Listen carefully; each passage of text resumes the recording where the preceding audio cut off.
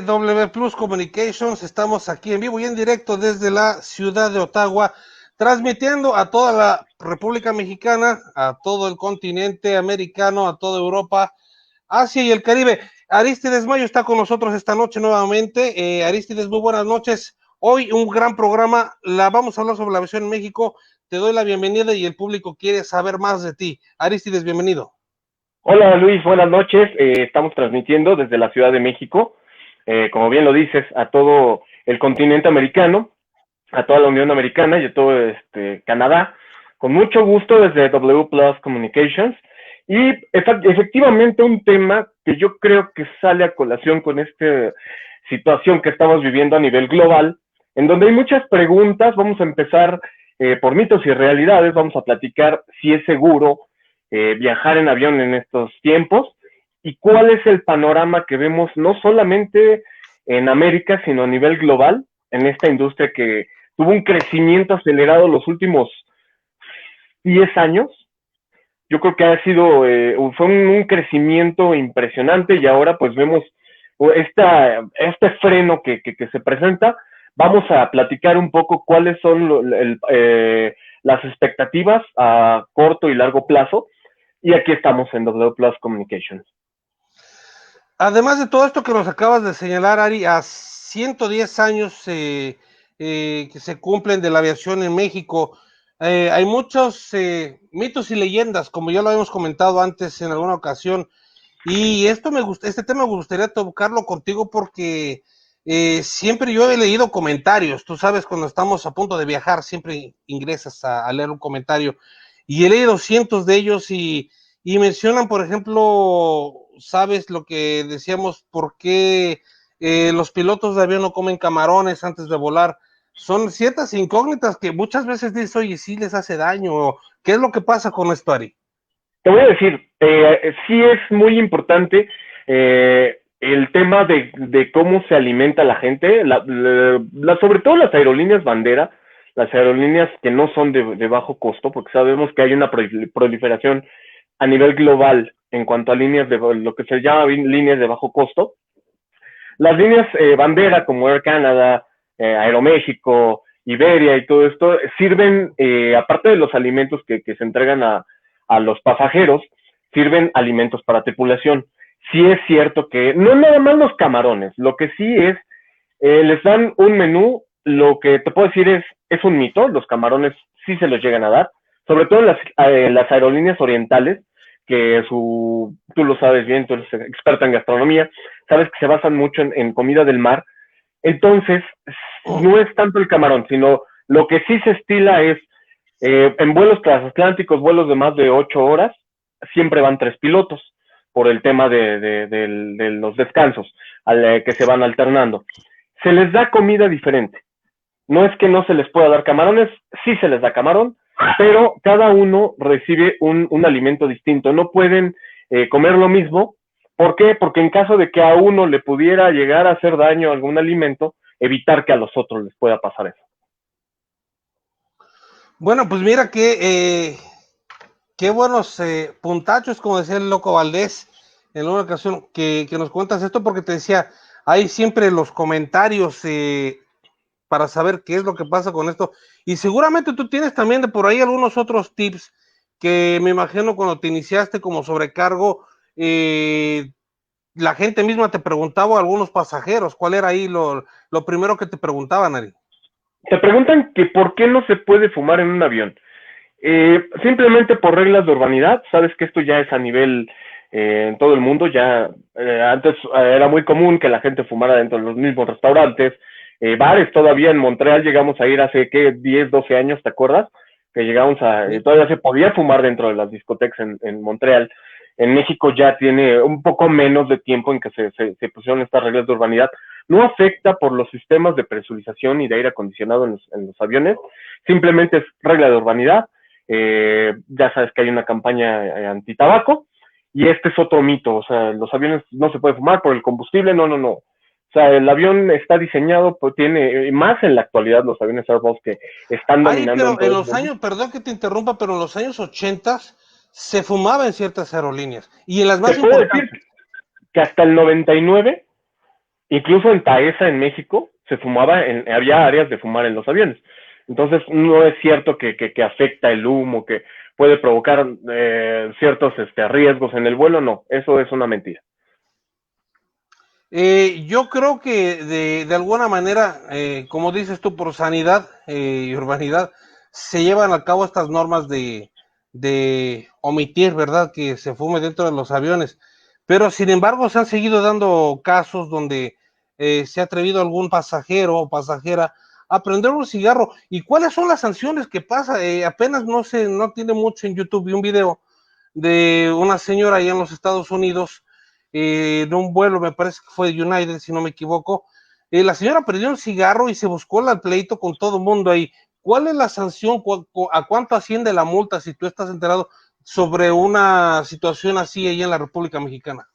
Mira, en México la multa puede ascender hasta $4,000, aproximadamente el equivalente a $4,000 en México. ¿Por qué? Porque no nada más es el hecho de que por ley no se puede fumar en los aviones, sino es lo que genera esto, ¿no? O sea, lo que podría generar el activar una alarma de humo, hay procedimientos que los pilotos tienen que llevar a cabo. El avión, desde que se enciende una alarma de humo, ya sea por cigarrillo o por cualquier otra situación, puede ser algún humo de cable o algo dentro de la aeronave, los pilotos hay un procedimiento que es general, que tienen 13 minutos para estar en tierra, sea aeropuerto, sea despoblado o sea agua.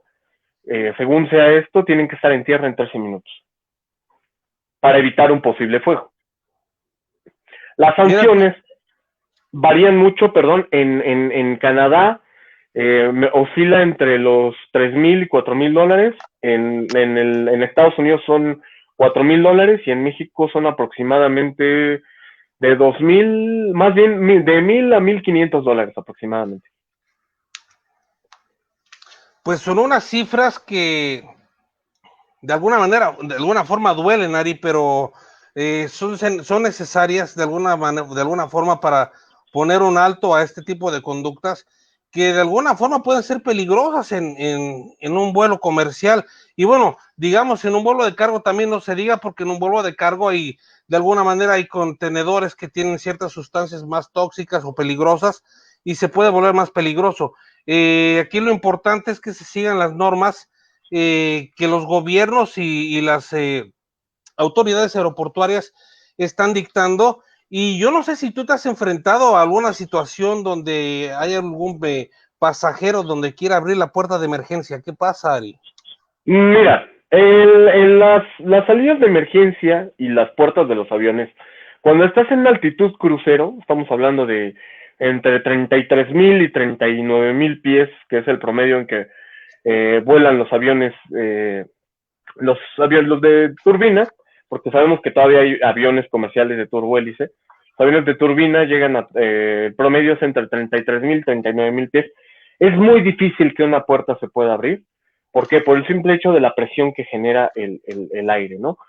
Para que una puerta de un avión se pudiera manipular, tendría que estar el avión, no sé, a unos entre 5,000 y 7,000 pies para que pudiera abrirse un poco la puerta, pero realmente no, a esas alturas a las que vuela un avión comercial o un avión crucero, porque puede ser también los aviones de carga, es muy difícil abrir una puerta, no es posible. Sin embargo, en cuanto se intenta abrir, se emiten alarmas a la cabina y estas generan digamos, la alerta de que se está intentando abrir una de las puertas ¿Quién es la del primera avión. persona que reacciona? Perdón, Ari, ¿quién es la primera persona que reacciona ante un acto de este índole? Si, digamos, ahorita tú estás trabajando, estás en tu hora de servicio y ves que una señora se le ocurre querer abrir la escotilla, la puerta de emergencia, ¿cuál es su reacción de ustedes? ¿Tienen derecho a reaccionar de forma violenta si se trata de, no de una señora, si se trata de algún desquiciado, alguien que tenga un ataque de ansiedad, no sé, alguien que esté con No el abuso de la droga? puedes someter, más no puedes agredir, ¿me explico? La diferencia entre someter y agredir. puedes pedir ayuda a los pasajeros para someter a la persona, está permitido incluso que se le ate con alguna corbata o con algo que pudieras, digamos, inmovilizar a la persona. Inmediatamente se da aviso a cabina de pilotos. En cuanto das aviso, el piloto se comunica al centro de control más cercano, porque sabemos que la aviación tiene que ver mucho con comunicaciones durante todo el vuelo. Entonces se comunica y ya se toma la decisión si es necesario bajar en el aeropuerto más cercano, si el avión continúa su trayectoria hacia el destino final. Eso ya es decisión del capitán. El capitán hace una serie de preguntas a la tripulación de qué tan agresivo está el pasajero, de qué manera se le sometió o de qué forma está reaccionando, ¿no? Pues algunos se calman, como perdón que te interrumpa, Ari. Tenemos una invitada y me gustaría que le dieras la introducción al programa, por favor. Muy buenas Claro que noches. sí, con muchísimo gusto te voy a presentar una amiga, es una excelente conductora de Impacto FM en la ciudad de Teciutlán, Puebla. Impacto FM, que lo pueden escuchar a través del 99.7. Ella está al aire de 11:30 de la mañana a 1 de la tarde y tiene un programa, como dijeran en su tierra natal, muy chévere. Ella es Ann Blanco y está con nosotros esta noche acompañándonos aquí a través de W Plus Communication. Claro que sí, hola, ¿cómo están? Un saludo, un placer y un gustazo de estar con ustedes en este momento y más hablando acerca de los mitos que tiene que ver con la aviación. Oye, me estoy enterando de muchísimas cosas que quizás yo digo, bueno, ¿será que interfiere o no interfiere? Tengo varias preguntitas por acá que quiero hacerles a ustedes que son los expertos, pero sí, soy de Impacto de FM 99.7, tengo un programa de lunes a viernes de 4 a 5 de la tarde y estoy los sábados. Estoy de 11 de la mañana hasta las 12. Tengo un programa de televisión también. Estoy de 5 a 6. Y pues para que la pasen chévere por Impacto de FM 99.7. Pero un gustazo de estar con ustedes, con Ari. Pero ¿cuál es tu nombre? No sé cuál es el nombre de por acá de nuestro compañero que nos está acompañando en este momento. Me presento, muy buenas noches, Aines, soy Luis Martínez, de transmitiendo desde la ciudad de Ottawa, aquí en Canadá. Y pues bueno, bien lo mencionabas, hablando de, estamos platicando sobre los mitos y leyendas en la aviación, dimos algunas introducciones, pero nos gustaría que tú, ya que te estás introduciendo con nosotros para romper el hielo de alguna forma, nos gustaría que nos contaras si tú tienes alguna historia, algo que hayas, algún acontecimiento que hayas vivido dentro del mundo de la aviación, dentro de tus viajes. Bueno, gracias a Dios, así como tal que haya sucedido algo fuera de lo normal, no, realmente no, gracias a Dios, bueno, los vuelos que he tomado han sido tranquilos.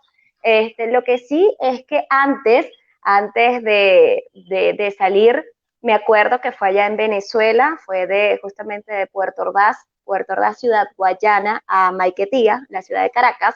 Pues dijeron, mire, no podemos salir todavía porque una de las turbinas se apagó, está fallando. Nos dejaron como 10 minutos más o menos que terminara o sea, que ellos acomodaran, que revisaran.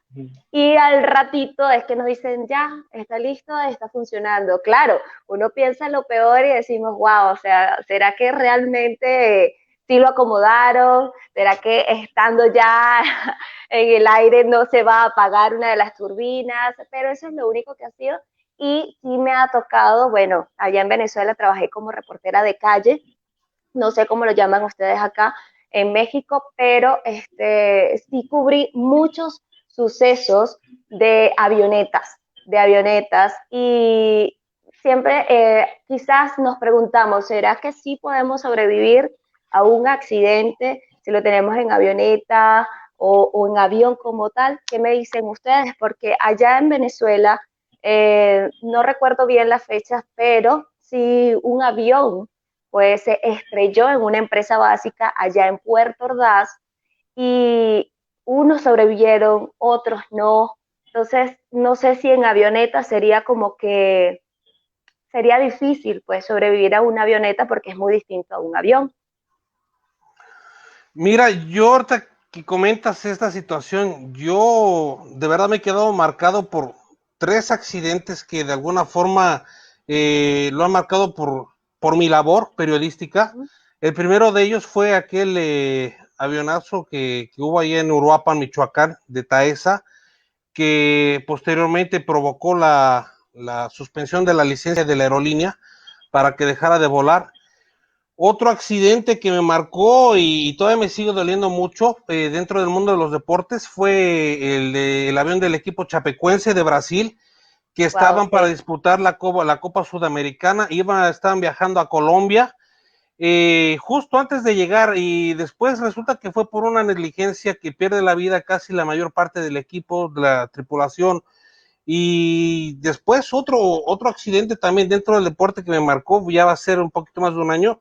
Emiliano Sala, un argentino que había sido de alguna manera vendido al fútbol francés, toma una avioneta que no debe haber tomado, el representante lo estuvo presionando mucho, decidió viajar e inclusive fue un poco, para mí un poquito terrorífico, porque Emiliano dejó una nota de WhatsApp antes, cuando estaba ya en el avión. Entonces él está narrando que inclusive le está diciendo que se va a morir y que no lo van a encontrar.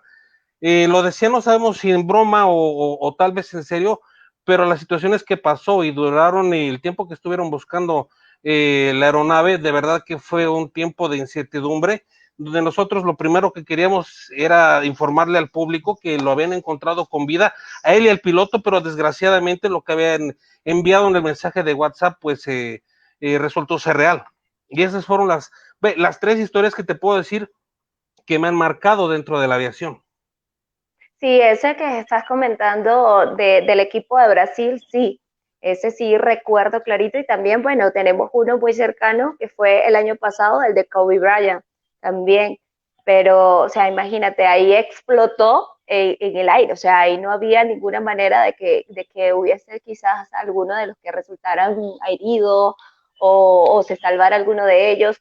Ahora nos preguntamos, ¿será que sí se dan cuenta, o sea, antes de salir, que hay alguna falla? O sea, te das cuenta como experto, ¿no? Como experto de cualquier avión que utilices, te das cuenta que hay alguna falla, o quizás puede suceder que estés en el aire y bueno, estoy en el aire y comenzó a fallar. O sea, ¿qué me dicen ustedes?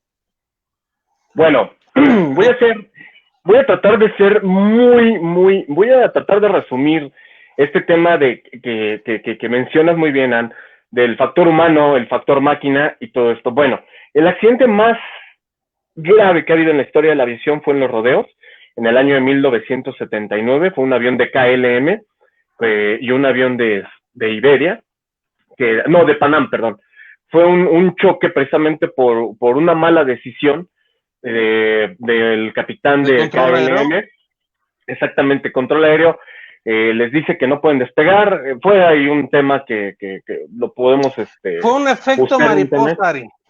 Exactamente, fue lo que se le llama en aviación la cadena del error, ¿sí? Malas decisiones, mal clima, factor humano, factor máquina y factor aeropuertos cerrados donde no había opción. Exactamente. A raíz de eso se empiezan a dar cursos precisamente que se le llama CRM, Crew Resource Management, que habla de todo lo que tiene que ser la comunicación, la toma de decisiones, el liderazgo en una tripulación de vuelo.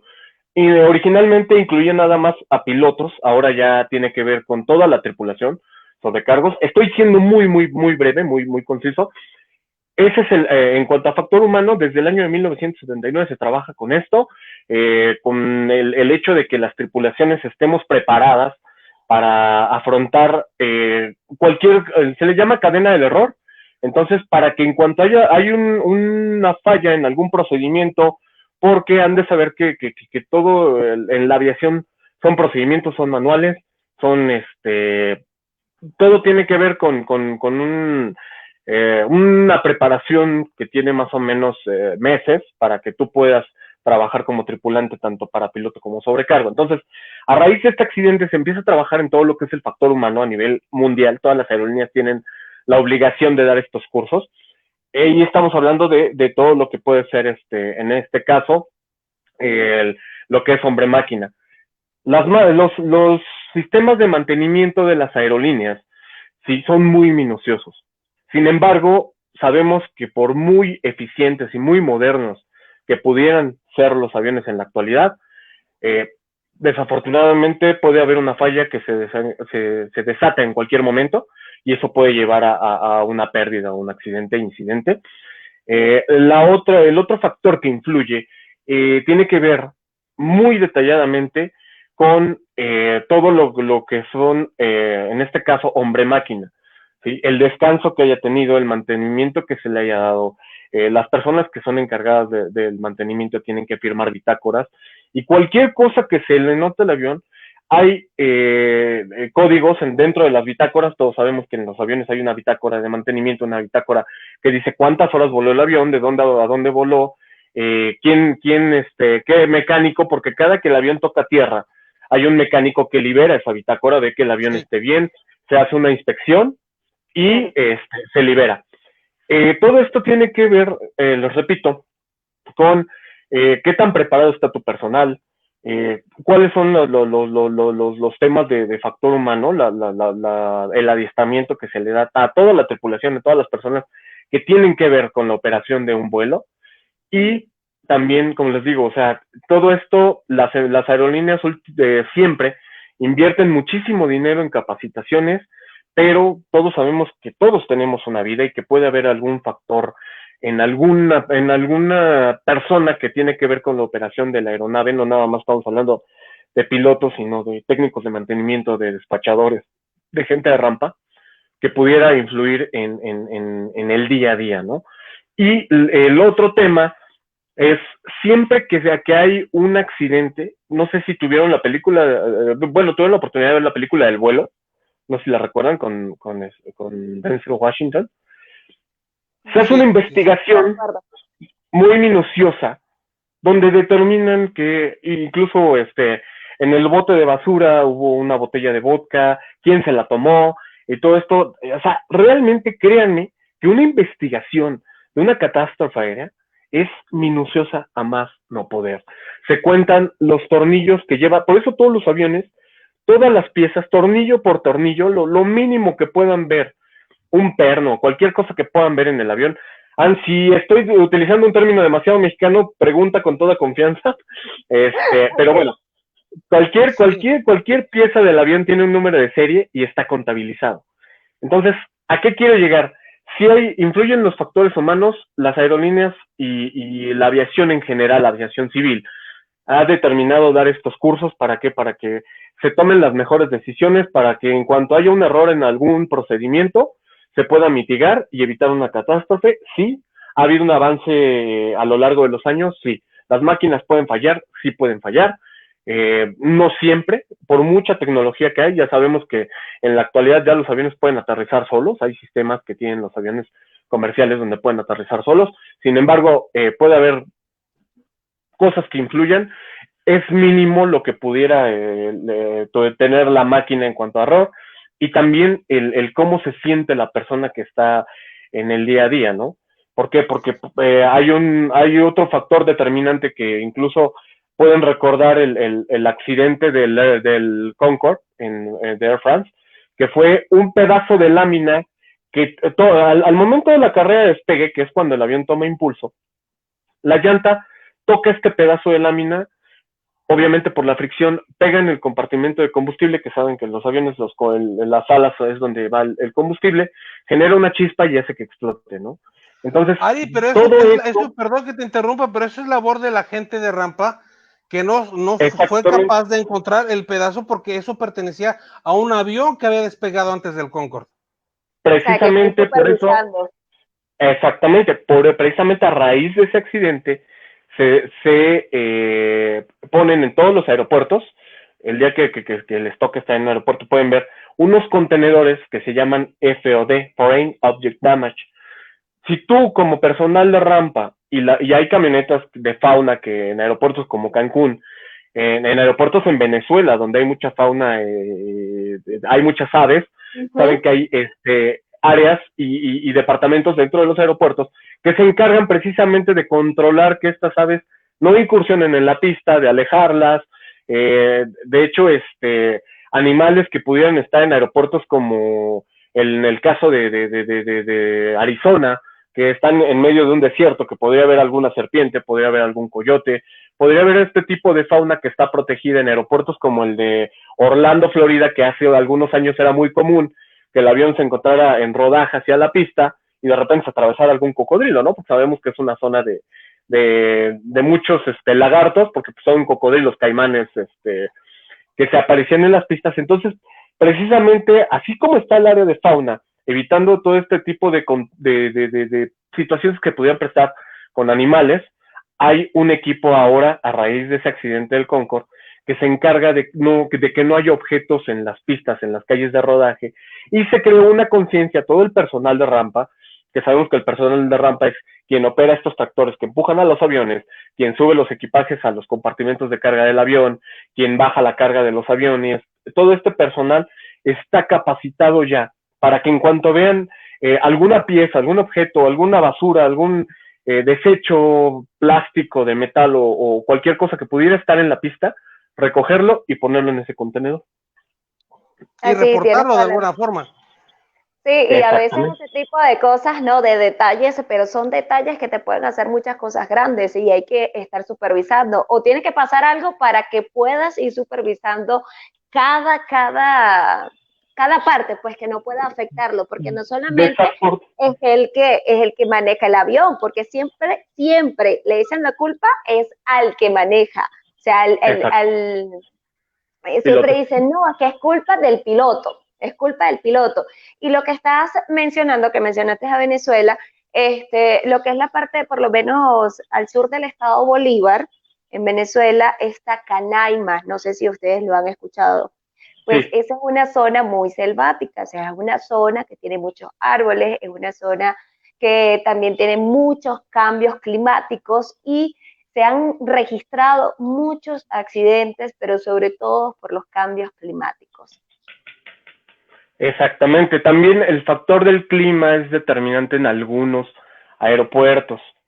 De repente, no sé, había una situación antes de que bajaran tanto las operaciones, sobre todo aquí en el aeropuerto de la Ciudad de México, donde de repente estabas tú en Guadalajara, tenías un vuelo que estaba programado para las 5 de la tarde, para aterrizar en la Ciudad de México a las 6 de la tarde, y de repente dicen, no, es que sabes que por control de tráfico aéreo, porque sabemos que el aeropuerto está saturadísimo, te decían, no vas a despegar a las 5, vas a despegar a las 6.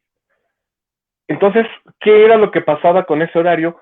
Que muchas veces tenía que ver el clima, son cosas que no sabemos y son los mitos que precisamente estamos platicando el día de hoy, porque son cosas que nosotros fuera o la gente en general no conoce. Entonces decían, ¿por qué van a retrasar el vuelo? ¿Por qué? Porque en los horarios entre las 5 y las 9 de la noche llegan todos los vuelos, en este caso de Iberia, de Air France, de British Airways, de KLM, de Turkish Airlines, de Emirates.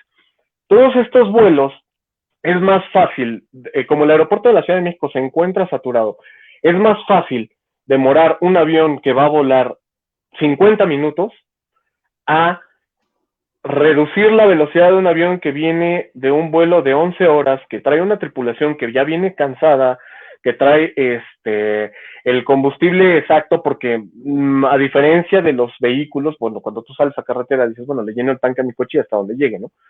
En los aviones, el combustible se determina según las horas de vuelo y se le pone un extra.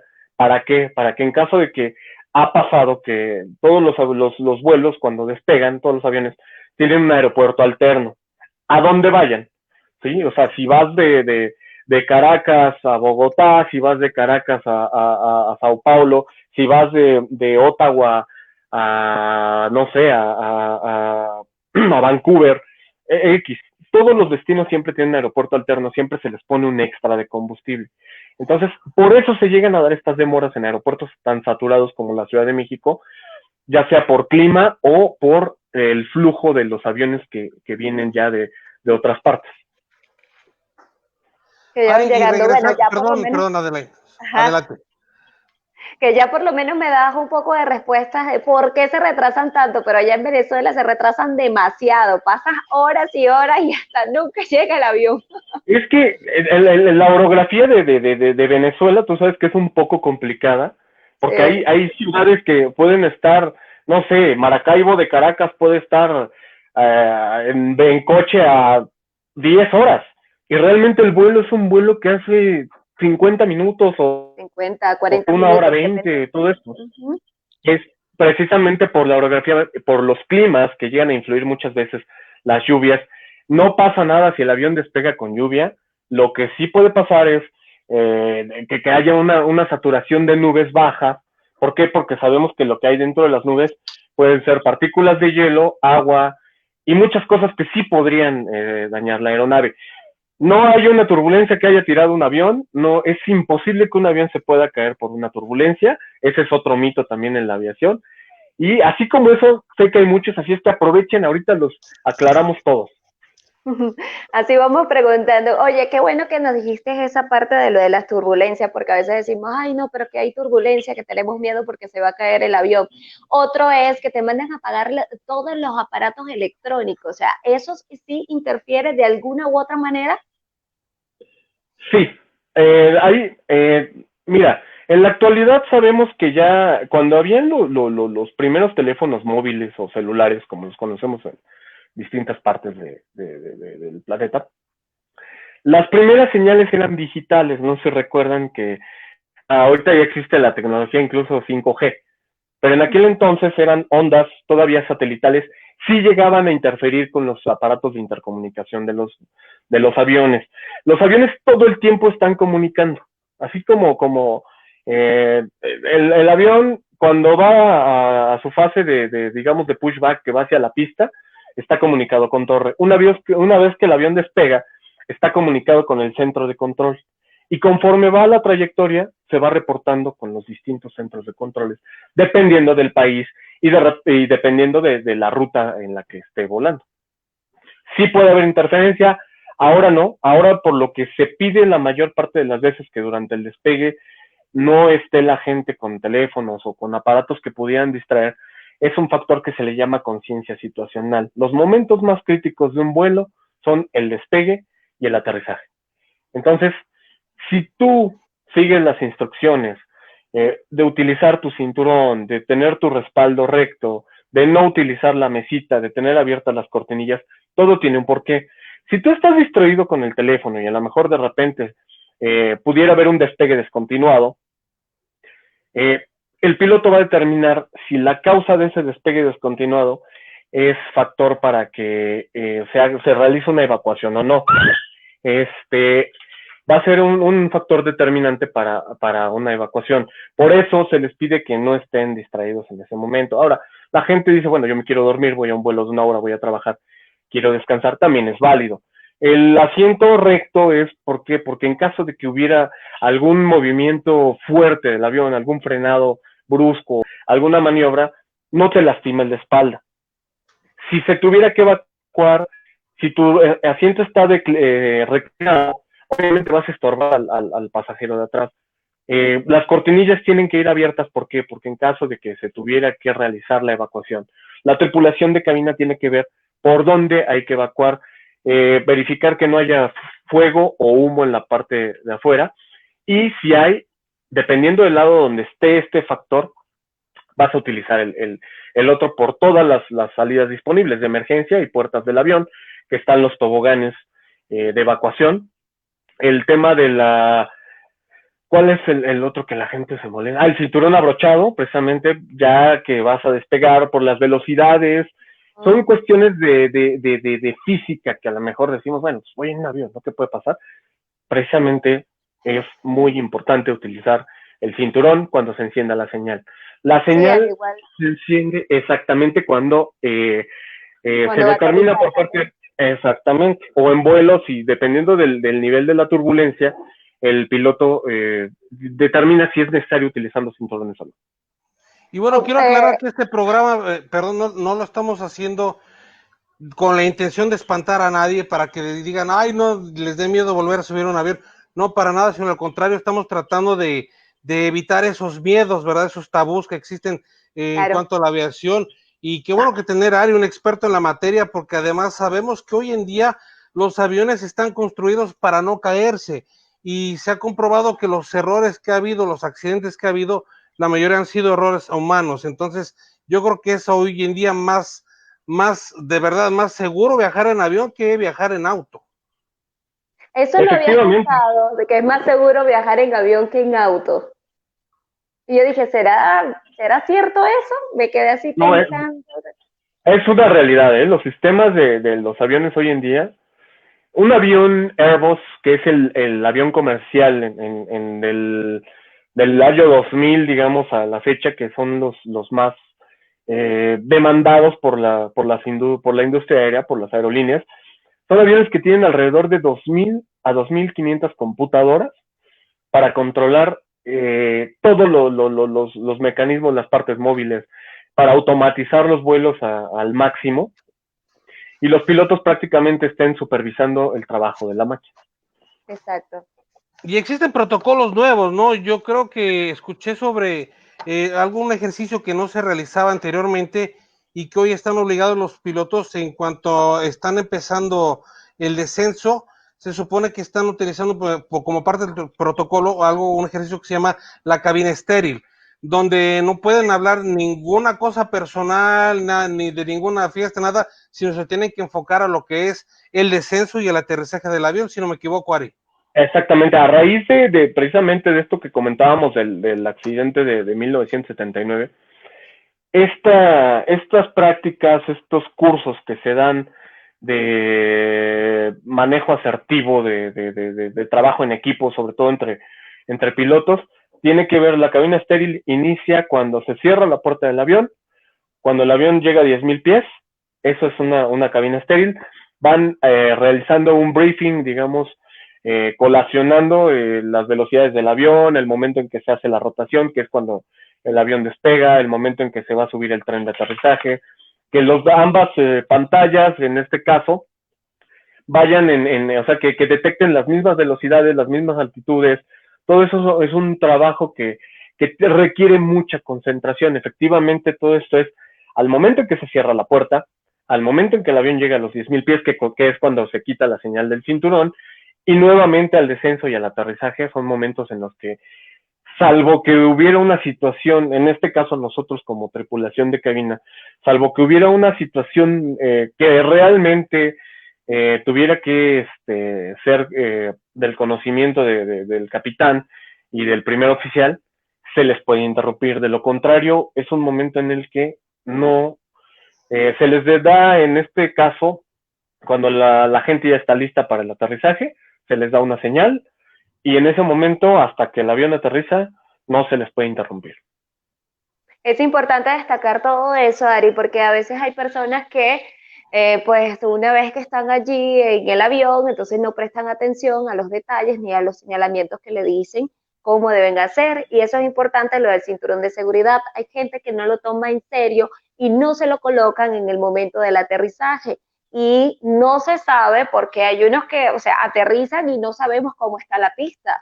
Entonces pueden ocurrir muchas cosas, quizás te puedes golpear, a lo mejor no es que, ocurra un accidente, sino que te puedes golpear, pero ¿por qué?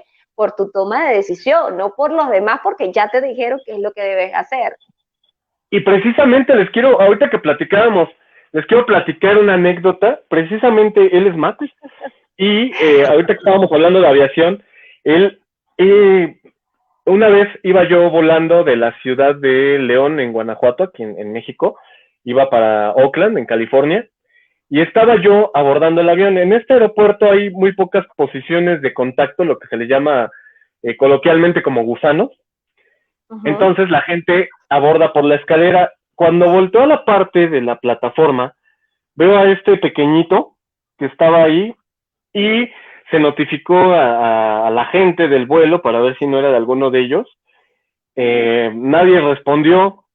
Yo le notifiqué al capitán que había un perrito en la plataforma, porque puede influir. No, fíjate que llegó el departamento de fauna por él. Se está confesando. Sí, no, llegó el departamento. La historia.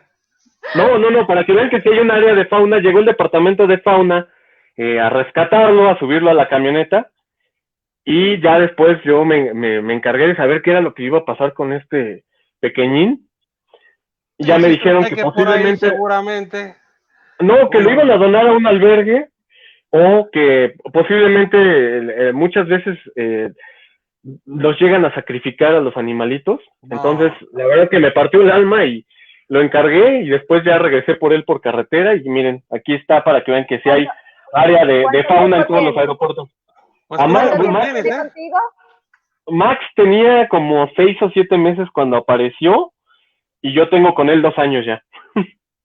Wow, tienes suerte como los que adoptó Angelina Jolie.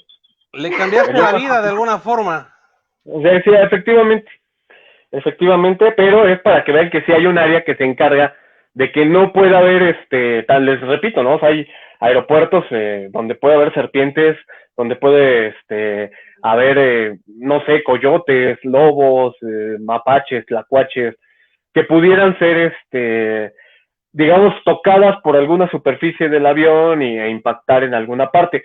Incluso quiero contar una anécdota un poco fuerte. Hace algunos años en el aeropuerto de Tijuana, sabemos que el aeropuerto de Tijuana en México es un aeropuerto que está enseguida de la línea fronteriza entre lo que es la ciudad de San Diego y la ciudad de Tijuana.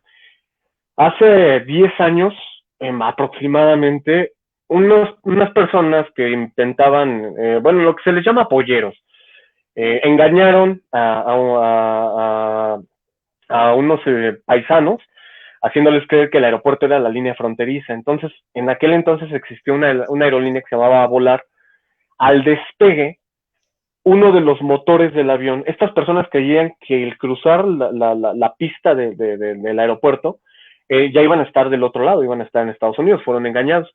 Y uno de ellos, cuando iba corriendo por la pista, despega el avión, y el avión le pega con una parte del motor en la cabeza, y encontraron por ahí los restos de la cabeza. Esto ocurrió en el aeropuerto de Tijuana, una vez hace como 10 años, en un despegue de un 737-300 de a volar, y es verídico, lo pueden buscar en internet. Es decir, que te puedes encontrar algunas cositas por allí, porque incluso me hiciste recordar una película que es toda tenebrosa, que aparecen puras culebras y todo sucede dentro del avión.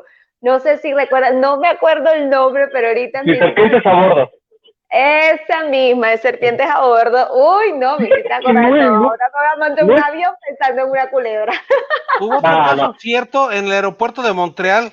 Eso fue uno de los muchachos que trabajaban en el mantenimiento, y no sé por qué. Yo tengo entendido que por parte del protocolo hay ciertas áreas cuando está el avión en tierra donde uno no se puede de alguna manera acercar, aproximar, sobre todo cuando los motores están encendidos, porque puede ser absorbido, y fue lo que le pasó al compañero.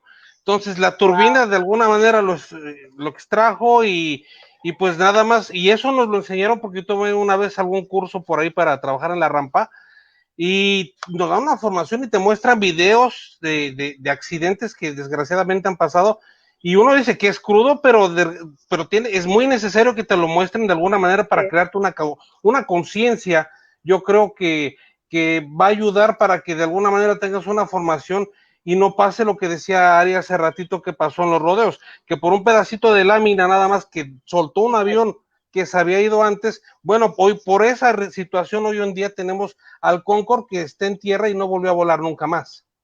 Así es. Oye, por cierto, Ari, también hay otro mito, las puertas, cuando ya el avión quizás viene en descenso, si no me equivoco, que es muy fuerte la presión, ¿se abren? No se abren. Era lo que comentaba. Una persona se golpea y se pueden abrir ya a alturas muy, muy bajas. ¿Por qué? Porque la presión en un vuelo, en una altitud crucero de 33,000 a 39,000 pies, es imposible. O sea, la velocidad, todo lo que influye, la presurización, el sistema de presurización del avión, es imposible que se abra una puerta. Sí, a altitudes bajas sí se pudiera abrir, pero ahí ya tienes personal de cabina en sus estaciones Entonces, lo que comentábamos hace un rato, si alguien intenta abrir una puerta, pues no puedes golpear a un pasajero, pero sí lo puedes someter. Sí lo puedes Ok, someter para evitar alguna catástrofe.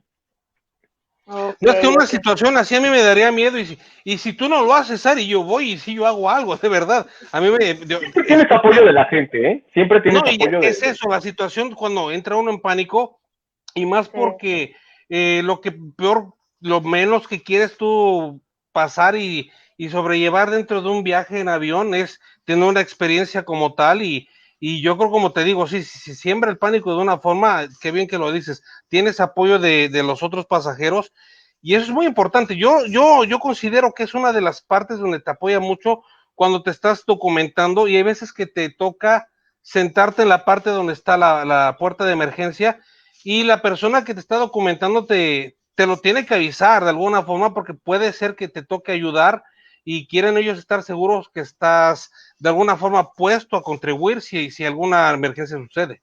De hecho, que tocas un punto muy importante.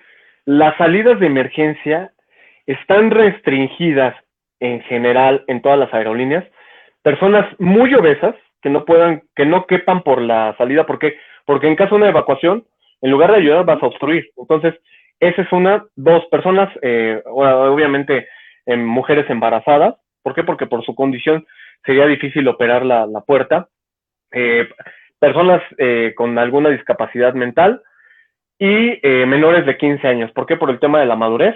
Entonces, si alguna vez se te pide, tienen estas características y están volando y se les pide cambiarse de asiento, no lo tomen a mal, es por la seguridad de toda la gente. Otro punto importante que quería ahorita destacar que mencionabas de lo del tema de rampa, algunas veces les ha tocado que llegan a un avión y el avión a lo mejor hacen un vuelo de, bueno, X vuelo, y a lo mejor el avión está al 30% de su capacidad. Consejo, si ven asientos disponibles y todo esto, por favor, utilicen antes del despegue el asiento que les corresponde. Así ven que el avión va vacío, quédense por favor en el asiento que les corresponde. Una vez que el avión despega, ya pueden solicitar a la tripulación el cambio de asiento, porque los aviones, todo el personal, se les llama de muchas formas en las aerolíneas. Generalmente se les conoce como oficial de operaciones o despachadores. ¿Qué son los oficiales de operaciones? Las personas que encargan de coordinar el combustible del avión, coordinar la carga. Toda la carga, ustedes saben que los aviones, a pesar de que son muy grandes, realmente para la magnitud son máquinas muy ligeras. Entonces, todo esto que tiene que ver con carga, con acomodo de pasajeros, y con la distribución del eje de gravedad del avión, influye en el acomodo de los pasajeros. Si van pocos, se tienen que distribuir a lo largo de la cabina. ¿Para qué? Para que no afecte el peso y balance a la hora del despegue. Para que no afecte en caso de que el despegue hubiera mucha gente adelante o mucha gente atrás y todo esto. Por eso se acomoda todo estratégicamente. Entonces, cuando vayan en un vuelo y digan, ay, hay muchos lugares disponibles, sí, pueden cambiarse, pero antes del despegue ocupen el que les corresponde. Oye, qué interesante saberlo, sí, porque lo primero que hacemos es eso, mirar, o si no, a lo mejor quedas separado de la otra persona que quieres hablar o que lo conoces y entonces dices, bueno, antes que despegue aquí no hay nadie, yo me voy a sentar allí. Pero qué importante que también destaque ese, que nosotros tenemos que tomar el asiento que corresponde porque todo tiene un significado, todo tiene un argumento y el porqué. También cuando los vuelos van llenos, es muy difícil también como familias que vayan juntos. ¿Por qué? Porque el avión está lleno y muchas veces no se documentan a tiempo, compran el vuelo con 3 meses de anticipación y en lugar de elegir los lugares para que todos vayan juntos, llegan al vuelo de última hora, llegan corriendo al aeropuerto y todavía quieren ir juntos, ¿no? Entonces, también seamos conscientes, se puede cambiar, pero esperemos a que despeguen, en este caso de que el avión va lleno, no porque pueda afectar, no, simplemente pues para no retrasar la salida del vuelo, ¿no? A lo mejor tú quieres ir con tu compañero, con tu mujer, con tus hijos y todo, pero sí, me ha dado risa que de repente llega la señora, es que me tocó separada de mis hijos. Sí, señora, no sé por qué. ¿Cuántos años tienes hijos? 25 y 23 años. Dices, bueno, se entiende cuando son niños, ¿no? Pero también esta situación de que llegan a documentarse de último momento y quieren ir todos juntos, seamos conscientes, Claro, hagámoslo con exacto. tiempo. Ari, yo tengo una pregunta obligada. Ahí en México, ¿cuál es la probabilidad, el porcentaje, la posibilidad de que Mexicana vuelva a volar? Es un... es muy complicado. Es muy complicado porque, digo, no se necesita ser un experto en aviación. Es una empresa que quedó con mucha deuda. Entonces, si tú dices, bueno, compro el nombre de Mexicana, compro a la compañía mexicana de aviación, sí, pero, o sea, ¿quién va a invertir $1 millón en una empresa que debe 150 millones de dólares? ¿No? Entonces, es una situación complicada. Se hablaba de que el actual gobierno quería hacer algo, pero yo creo que es una medida populista fuera de contexto porque sí es complicado. Es más fácil crear una línea aérea que posiblemente revivir una mexicana, ¿no? Por el tema de todos los pasivos que dejó y toda la deuda que tiene la empresa. Ann, ¿y tú qué piensas del avión presidencial que se está rifando? Tú como Bueno, venezolana, cuéntanos, ¿qué sientes A ahí? ver, cuéntanos, sé honesta, por favor, mira, necesitamos no un sé, punto de vista. mira, no sé realmente si está permitido, pero lo único que les puedo decir es que se puede dar la mano con el presidente de allá de Venezuela. De Con plano. unas ocurrencias definitivamente que son cosas que nosotros decimos, en vez de estar pendiente de otras cosas que podemos rescatar y que podemos hacer en nuestro país, tanto en Venezuela como en México, y pues lo que hacen es distraer en otras cosas como para que vamos a olvidar un ratito lo que está pasando. Y eso es lo que hacen en Venezuela, el gobierno. Y a lo mejor me dicen, bueno, esta está en México y ya está hablando del gobierno, pero es así, porque sucede algo importante en donde, oye, nosotros nos interesa y pues el gobierno busca la manera de distraerte de otra cosa, de otra manera. Esto es lo que estamos viviendo de la situación de la pandemia, pues allá en Venezuela hay otras cosas que están sucediendo, pero con esto de la pandemia lo tapamos. Lamentablemente es lo que se está viviendo. Pues mira, ¿qué les parece si, por el tiempo se nos termina, qué les parece si dejamos esta plática pendiente, ya que tocaste ese punto muy importante, Ann, y lo podemos tocar en una próxima emisión, si Dios nos da licencia, nos lo permite, con muchas bendiciones, y quiero agradecerte tu participación esta noche. Este es tu programa, eres bienvenida. Ari, igualmente, Gracias. muchísimas gracias, bienvenido, y pues como le decíamos, a 110 años de la aviación, creo que nos quedamos cortos una vez más. Nos hace falta un poquito más de tiempo, pero ya lo haremos de alguna forma. Quiero agradecerle a toda la auditoría que nos estuvieron escuchando, y por favor, Ann, ¿dónde te puede encontrar el público que nos está escuchando? Claro que sí, bueno, si se encuentra en cualquier parte del mundo me pueden escuchar por la www.impactofm.com.mx de 4 a 5 de la tarde de lunes a viernes. Allí me pueden escuchar en radio para que la pasen bien. Es más, así como yo siempre digo, con su panita en el aire blanco. Así hablamos en Venezuela.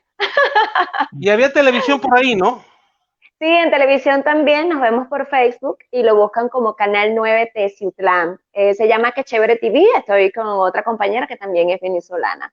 Estoy de 5 a 6 de la tarde. Y Ari, por favor, ¿dónde te podemos encontrar? Bueno, a través de W Plus Communications estamos iniciando este proyecto con muchísimo gusto. Hoy tenemos la oportunidad de tener a Ann, que esperemos que esté con nosotros en más emisiones. Vamos a seguir hablando no solamente de aviación, sino que como platicábamos la vez pasada, tenemos muchos temas de qué hablar. Entonces, esperamos todos sus correos, todas sus dudas, sugerencias y todo esto para ampliar los temas que vamos a tocar. De verdad, quiero agradecerles a los dos por esta emisión. Se nos fue el tiempo rapidísimo, pero pues ya seguiremos platicando de otros temas. Ha sido un verdadero gusto estar con todos ustedes. Estamos en vivo para Canadá y para toda Latinoamérica. Recuerden, Hasta los W Plus confines del Communication. universo, Ari. Exactamente. Y ahora ya también contamos con la belleza de Ann para que atraer a todo el público De latino. Venezuela. Muchísimas Todo el público Exactamente. gracias. latino. Sí, sí, sí. Y Claro bueno, que sí, pues, claro que sí. amigos, muchísimas gracias. Esto fue W Plus Communications, entretenimiento. Y pues bueno, como dijo mi amigo Broso, si tienen tele, ahí se ven. Claro que sí, se me cuidan mucho. Muchísimas Buenas gracias por noches. haberme invitado y compartir con ustedes.